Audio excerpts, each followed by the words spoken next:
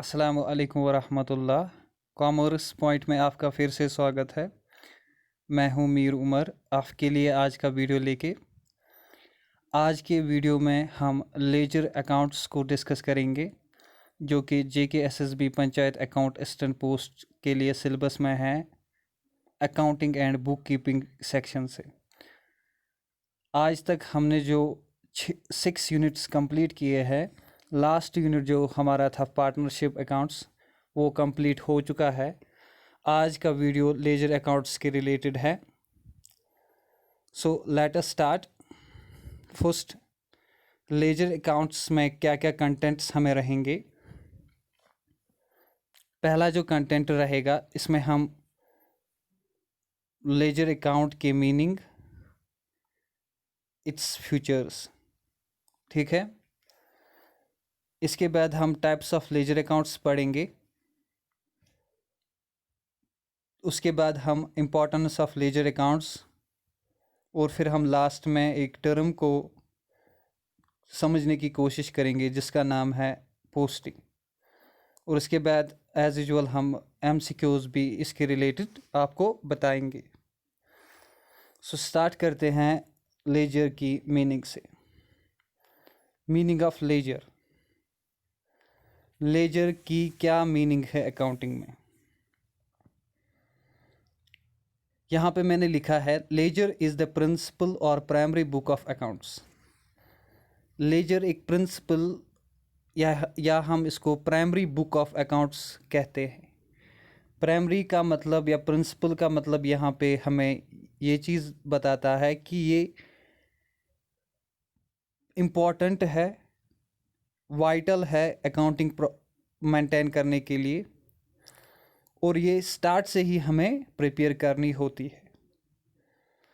It contains all the accounts.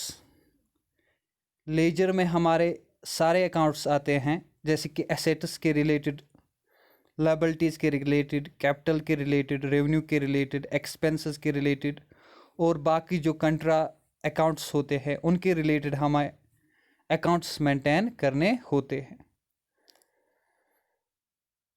साथ में हमने यहाँ पे लिखा है, to which transactions record in the books of original entry are transferred.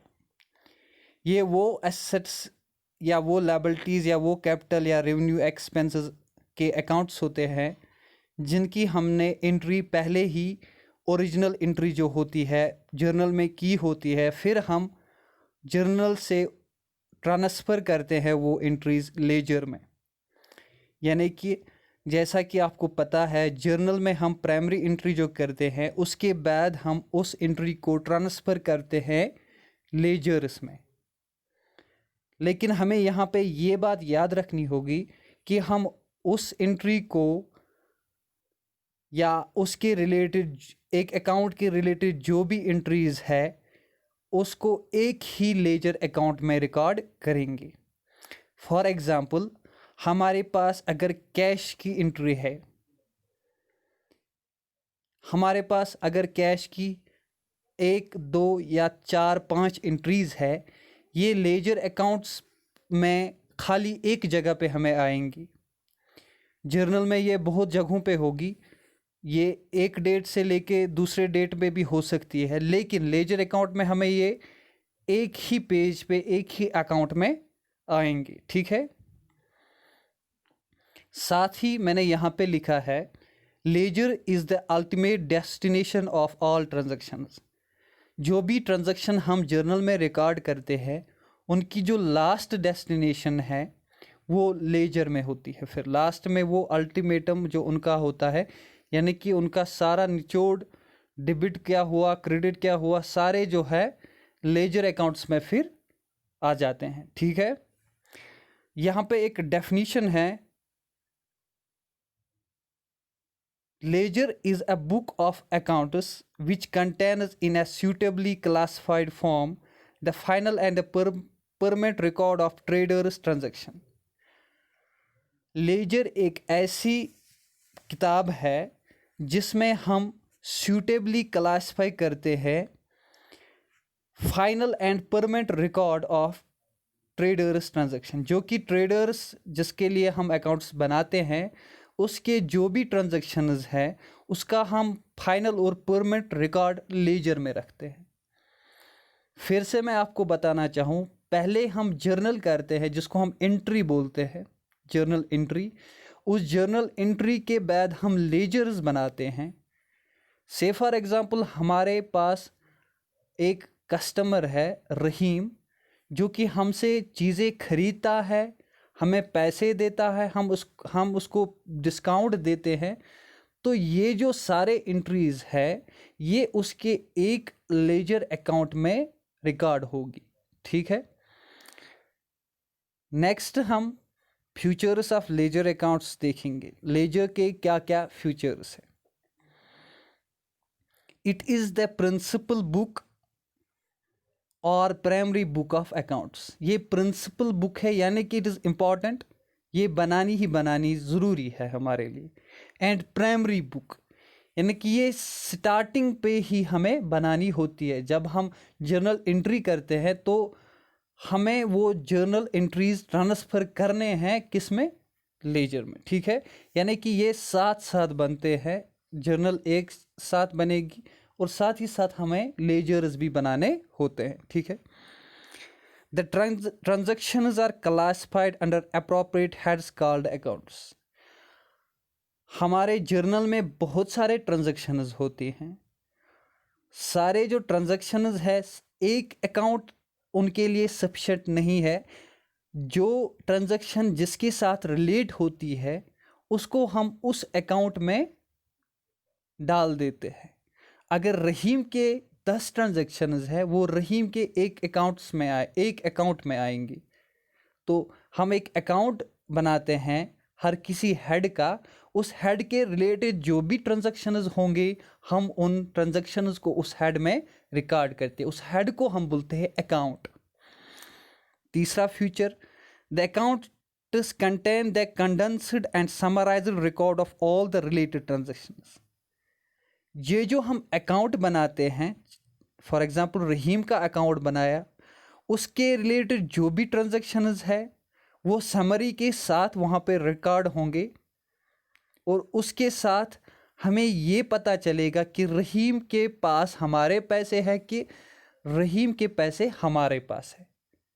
ठीक है। इसके बाद इसका फ्यूचर है, the information contained in the ledger account can be used to draw the conclusion regarding the status of any account. जो हमने information ledger account में बनाई है अब रहीम के रिलेटेड, फॉर एग्जांपल उस लेजर अकाउंट से हमें ये एक इंफॉर्मेशन मिलेगी जिससे हमें ये कंक्लूजन मिलेगा कि रहीम का स्टेटस हमारे अकाउंट में क्या है। रहीम एज ए डेटर है या एज ए क्रेडिटर है। रहीम को हमारे पास रहीम के पैसे है कि रहीम के पास हमारे पैसे हैं, ये हमें वहाँ पे कंक्लूजन में फिर दिखेगा। या एक एसेट अकाउंट है, एसेट अकाउंट में कितनी बैलेंस है, इसकी डेप्रिसिएशन कितनी हुई है। ठीक है। या इसी तरह एक लायबिलिटीज अकाउंट है, लायबिलिटी कितनी थी पहले, फिर हमने उस कितना पे किया, अब हम उसको कितना पे करने वाले हैं। ये सब डिटेल्ड एक कंक्लूजन हमें फिर मिलेगा लेजर अकाउंट से। It is the basis, last जो इसका फ्यूचर है, it is the basis of preparing the final accounts, hence it can not be avoided. Ledger account base बनती है, यानी कि प्लंथ बनती है किसके लिए, फाइनल अकाउंट, जिसको हम फाइनेंशियल स्टेटमेंट्स बोलते हैं, जो कि हमने पिछले यूनिट में कवर किया है। ये बेस बनती है, यानी कि अगर लेजर अकाउंट्स नहीं होंगे हम फाइनल अकाउंट्स नहीं बना सकते। क्यों नहीं बना सकते? क्योंकि फाइनल अकाउंट्स बनाने के लिए हमें ट्रायल बैलेंस ज़रूरी है। ट्रायल बैलेंस बनाने के लिए हमें लेजर अकाउंट्स ज़रूरी है, क्योंकि ट्रायल बैलेंस के सारे जो बैलेंस है वो कहाँ से आएंगे, लेजर अकाउंट्स से। सो हम इसको अवॉइड नहीं कर सकते, लेजर अकाउंट्स को हम अवॉइड नहीं कर सकते। अब हम टाइप्स ऑफ लेजर अकाउंट्स को देखेंगे।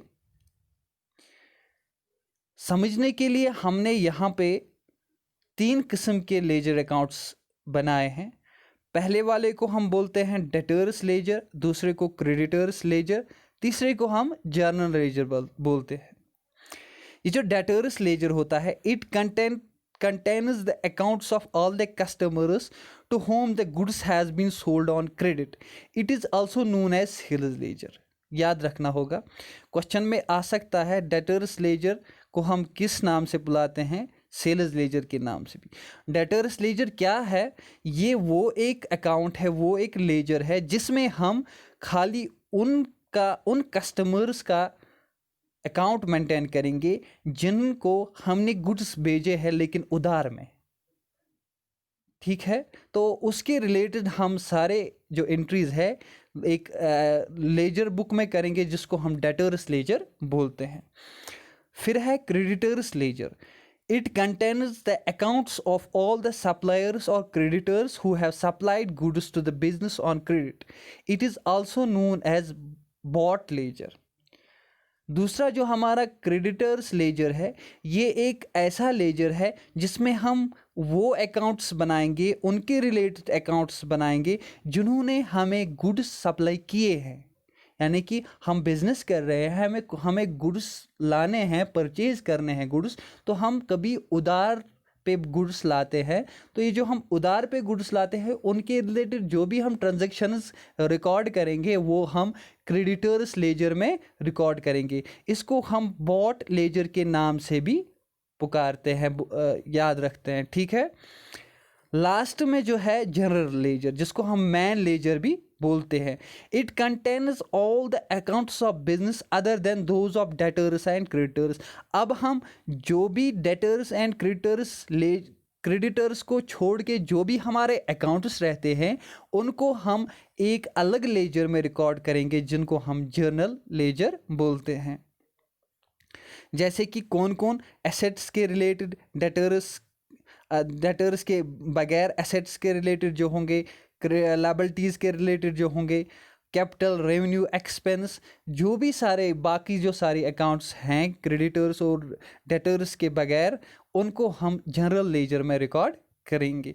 ये बात यहाँ पे आपको याद रखनी है, इसके रिलेटेड ऑब्जेक्टिव एग्जाम में आ सकते हैं। ठीक है, नेक्स्ट जो हम पढ़ेंगे importance of ledger accounts in accounting process. Accounting process में लेजर अकाउंट कितनी अहमियत रखते हैं। ठीक है, यहाँ पे मैं आपको बताना चाहूँ कि book keeping as provider of information must enable us to find out readily and without trouble how much is due to us by every customer and how much is payable by us to each of our supplier at a point of time. अगर एक book keeping को हम ले ले जिसमें हम recording करते हैं, जब हम रिकॉर्डिंग करते हैं हमारे दिमाग में ये मकसद रहता है कि जब भी हमारे पास कोई कस्टमर आए या जब भी हमारे पास कोई सप्लायर आए तो उसको हम रेडीली इन्फॉर्मेशन दे सकते हैं कि एक कस्टमर अगर आया उसको हम बता सके कि आपने अभी तक इतने हमारे से गुड्स लिए हैं, इतना आपने कैश दिया है, इतना आपका बैलेंस बनता है। ये रेडीली इन्फॉर्मेशन हमें हर वक्त होनी चाहिए।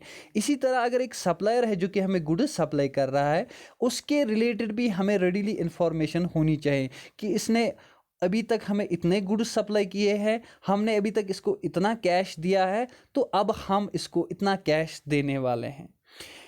तो ये इन्फॉर्मेशन हमें खाली लेजर दे सकता है। ठीक है, तो ये इम्पॉर्टेंट है लेजर की अकाउंटिंग में। ठीक है, in journal transactions are recorded, जैसे कि सेकंड पॉइंट मैंने यहाँ पे लिखा है, in journal transactions are recorded chronologically only and heterogeneous transactions takes place every day. Journal में आपको पता ही है कि हम ट्रांजैक्शंस को एज इट इज़ रिकॉर्ड करते हैं, जैसे कि डेट वाइज हम पहले जो डेट में आया, चाहे वो डेटर्स के रिलेटेड हो, फिर क्रेडिटर्स के रिलेटेड, फिर सेल्स के रिलेटेड, फिर अदर ट्रांजैक्शन, फिर एसेट के रिलेटेड, फिर लायबिलिटी, यानी ये एक मिक्सड फॉर्म में हम जर्नल को रिकॉर्ड करते हैं। यानी वहाँ पे हमें कोई हिसाब नहीं रहता है कि रहीम की कितनी ट्रांजैक्शंस है। अगर हमें देखनी होगी तो पहले हमें देखना होगा कि रहीम कहाँ कहाँ पे है, फिर हमें उसको प्लस माइनस करना है। तो जर्नल की ये एक ड्रॉबैक है कि वहाँ पे हम एट ए सर्टन कोई कंक्लूजन नहीं निकाल सकते। So the net effect of all the transactions taken place during a particular period related to one account only can be known at a glance. ये सब हमें एक जगह पे मिलेगा, उसको हम लेजर बोलते हैं. Remedy is provided by the ledger while all transactions over a period related to one account are grouped together at one place. That is on one page where all transactions related to an account are arranged in debit and credit. Ledger एक ऐसी जगह है जहाँ पे हम एक account के related सारे ट्रांजेक्शन्स को डेबिट और क्रेडिट साइड में रिकॉर्ड करते हैं, जिससे हमें उसका कंक्लूजन, उसका स्टेटस पता चलता है. This process of grouping related to one account is performed only for all the accounts. जो भी कोई अकाउंट हमारे बिजनेस में होगा, उसके सारे जो ट्रांजेक्शन्स है वो हम खाली लेजर में रिकॉर्ड करते हैं. ठीक है. द डिफरेंस बिटवीन, फिर हम देखते हैं the difference between debit and credit gives us the net result. The transactions related to one person, one asset, one expenditure और हेड और वन सोर्स ऑफ इनकम.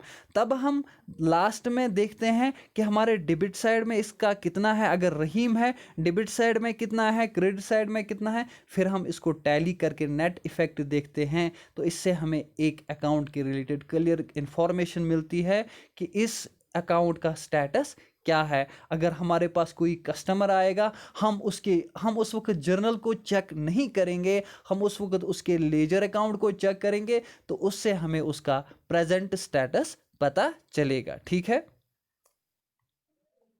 यहाँ पे मैंने ये मिक्सड अप में इसके जो इम्पोर्टेंस है खाली ब्रीफ किया है. तो यहाँ पे मैंने पॉइंट वाइज जो इम्पोर्टेंस है बिजनेस में लेजर की, ये पॉइंट वाइज यहाँ पे डिस्कस किया है. तो आपका जो पहला पॉइंट बनेगा, information regarding the book value of various assets can be ascertained quickly. अगर हमारे बिजनेस में कोई एसेट है, उसकी जो इंफॉर्मेशन है, उसका जो प्रेजेंट बुक वैल्यू है, वो हमें खाली लेजर अकाउंट से क्विकली पता चलेगा.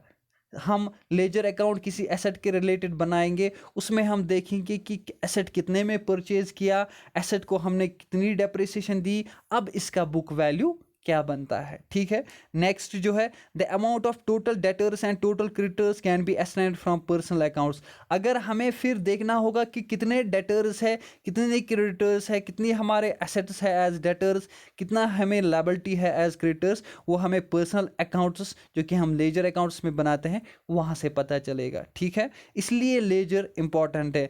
साथ ही साथ the ledger account provide information regarding total purchase and total sales. अगर हमें ये देखना होगा कि हमने अभी तक कितनी परचेजेस की है, कितनी सेल्स की है, तो ये हमें क्विकली क्या कौन बता सकता है, खाली लेजर अकाउंट्स. इसके बाद यहाँ पे एक पॉइंट शायद मिस हुआ है. तो इसके बाद यहाँ पे the arithmetical accuracy of account books can be checked bye preparing trial balance. फिर अगर हमें चेक करना होगा कि हमारे अकाउंट जो बने हुए हैं क्या ये सही है, तो इसके लिए हम ट्रायल बैलेंस बनाएंगे, जो कि हम लेजर अकाउंट से ही बनाते हैं. को इम्पॉर्टेंट फ्यूचर है कि हम लेजर अकाउंट से ही ट्रायल बैलेंस बनाएंगे, जिससे हमें एक अकाउंट की अर्थमेटिकल कैलकुलेशन के रिलेटेड कोई गलती हुई होगी उसको चेक कर सकते हैं. The ledger accounts help in preparing trading and profit and loss account to know the trading result. Ledger account से हमें ये भी पता चलता है कि हमारे पास नेट रिजल्ट प्रॉफिट है कि लॉस है, क्योंकि हम लेजर अकाउंट के कुछ बैलेंसेस जो है वो वहाँ ट्रायल बैलेंस में यूज़ करते हैं, या लेजर अकाउंट्स के बहुत सारे बैलेंसेस को हम trading profit and loss account में भी यूज़ करते हैं. It helps in preparing balance sheet to ascertain the financial position. Balance sheet में भी हमें एसेट की बैलेंस लेनी होती है, लायबिलिटीज़ की बैलेंस लेनी होती है, डेटर्स, क्रेडिटर्स, सेल्स, परचेजेस सारे जो होते हैं हमें बैलेंस शीट में इसकी नीड होती है. तो वहाँ पे भी हमें लेजर अकाउंट्स की ज़रूरत पड़ती है. तो इससे हमें ये पता चलता है कि laser is an important book. वहाँ पे लेजर अगर हम नहीं बनाएंगे तो हमारी अकाउंटिंग प्रोसेस जो है इनकम्प्लीट रहेगी. तो लास्ट में जो है हमें एक टर्म यहाँ पे समझनी होगी, जो कि क्वेश्चन में आ सकता है, हमें एग्जाम्स में पूछा जाएगा कि व्हाट इज़ पोस्टिंग. ये एक पोस्टिंग टर्म इस्तेमाल होती है लेजर में. तो पोस्टिंग में आपको अगर ऐसे ही रफली समझाऊं तो जब हम जर्नल बनाते हैं, जर्नल में हम एक ट्रांजैक्शन को रिकॉर्ड करते हैं, तो हम उस प्रोसेस को बोलते हैं जर्नलाइजिंग. और जब हम जर्नल से एंट्री को लेते हैं कहाँ पे, लेजर में, तो उस प्रोसेस को हम बोलते हैं पोस्टिंग। तो यहाँ पे मैं आपको बताना चाहूँ, the term posting means the process of transferring transaction recorded in the books of original entry to concern accounts opened in ledger. ये एक प्रोसेस है या जिसके बुनियाद पे हम ओरिजिनल एंट्री जो कि जर्नल है वहाँ से ट्रांजैक्शंस को लेते हैं लेजर अकाउंट्स में। Posting is considered complete only when both the debit and credit aspects of transaction recorded in journal has been transferred to concern account. तब तक हम पोस्टिंग को कंप्लीट नहीं करेंगे जब तक ना हम उसके दोनों, यानी कि उसका डेबिट साइड भी और उसका क्रेडिट साइड भी, यानी कि एक एंट्री में दो साइड होते हैं, डेबिट साइड, एक एंट्री पहले दो डेबिट होती है, दूसरा उसके साथ क्रेडिट होता है। जब तक हम दोनों डेबिट और क्रेडिट को ट्रांसफर नहीं करेंगे लेजर अकाउंट में, तब तक वो कंप्लीट पोस्टिंग नहीं होगी। It should be noted that no entry is made direct into ledger. ये बात आपको याद रखनी होगी कि कोई भी हम एंट्री को डायरेक्ट जर्नल में लेजर में रिकॉर्ड नहीं करेंगे, क्योंकि वो पहले कहाँ पे जानी चाहिए, ओरिजिनल बुक में, ओरिजिनल एंट्री में, जिसको हम जर्नल बोलते हैं। जर्नल के बाद वो किस में ट्रांसफर होगी, लेजर में। First the entry is recorded in journal and then it is transfer to concern ledger account. This transferring of entry from journal to ledger is called posting. तो यहाँ पे आपको इंशाल्लाह समझ आया कि जर्नल से जो हम एंट्री उठाते हैं उसको हम फिर पोस्ट करते हैं या उसको हम डालते हैं एक लेजर अकाउंट में, तो उस प्रोसेस को हम बोलते हैं पोस्टिंग। तो ये टर्म एक है जो हमें लेजर्स में इस्तेमाल होती है, तो इस टर्म को आप समझिए। और साथ ही साथ जो आपको मैं लास्ट में बताना चाहूँ कि एक जो अकाउंट होता है वो टी शेप्ड होता है। T shaped in the sense कि वो ऐसे होता है, ऐसे, एक ऐसे और फिर ऐसे, ठीक है। तो इसका डेबिट साइड होता है, इसका क्रेडिट साइड होता है। यहाँ से डेबिट साइड, यहाँ से क्रेडिट साइड। डेबिट आइटम्स यहाँ से आएंगे, क्रेडिट आइटम्स यहाँ से आएंगे। ये फॉर्मेट है किसका, लेजर अकाउंट का। लेजर जो भी कोई अकाउंट बनता है वो टी शेप्ड बनता है। T shaped in the sense यानी कि ऐसे टी बनता है, ठीक है। इसका डेबिट साइड यहाँ से होता है, फिर क्रेडिट साइड। ऊपर हम नाम लिखते हैं कि रहीमज लेजर अकाउंट ऐसे, फिर हम उसको टी शेप्ड ऐसे अकाउंट बनाते हैं। यहाँ से डेबिट साइड होता है, यहाँ से क्रेडिट साइड होता है। इसके जो भी डेबिट एंट्रीज है वो यहाँ आएंगे, जिसके जो भी क्रेडिट एंट्रीज होंगे वो यहाँ आएंगे। लास्ट में हम टोटल करते हैं, जो भी साइड कम होगा उसको हम बैलेंस कैरी डाउन फिगर हम देते हैं, तो वो बैलेंस उसका नेट इफेक्ट रहता है। तो इस तरह से हमारा आज का जो वीडियो है जो कि लेजर अकाउंट्स के रिलेटेड था, ख़त्म हुआ। तो नेक्स्ट जो वीडियो होगा वो cash book and financial audit के रिलेटेड होगा, जिसमें हम कैश बुक की इम्पोर्टेंस, कैश बुक के टाइप्स और कैश बुक अकाउंटिंग प्रोसेस में कैसे हमें यूज़ होता है, इसके क्या क्या फीचर्स है, उसको भी डिस्कस करेंगे। साथ ही साथ हम फाइनेंशियल ऑडिट जैसे कि उसको हम चेक बोलते हैं, चेक करना अकाउंटिंग में कि क्या हमें accounting as per the norms बराबर है जैसे होनी चाहिए, इसके एविडेंस बराबर है, तो ये हम यूनिट 8 में डिस्कस करेंगे। फ़िलहाल के लिए इतना ही। तो आपको मैं सजेस्ट करना चाहता हूँ कि जो NCERT की बुक है 11th और 12th क्लास की, उसमें से आप NCERT की जो 11th की बुक है आपको एटलीस्ट कंप्लीट पढ़नी है, थोड़े बहुत चैप्टर्स को छोड़ के। और जो NCERT की 12th बुक है वहाँ पे आप खाली पार्टनरशिप अकाउंट्स और फाइनेंशियल स्टेटमेंट एनालिसिस को पढ़ेंगे, और साथ ही साथ कैश फ्लो स्टेटमेंट को भी थोड़ा देखेंगे। तो इंशाल्लाह होप सक्सेस हमारी इंशाल्लाह सब लोगों की होगी। हमारी टीम की दुआएं आपके साथ हैं। तो आप इंशाल्लाह हमारे वीडियोस को लाइक, शेयर और सब्सक्राइब करें, हमें सपोर्ट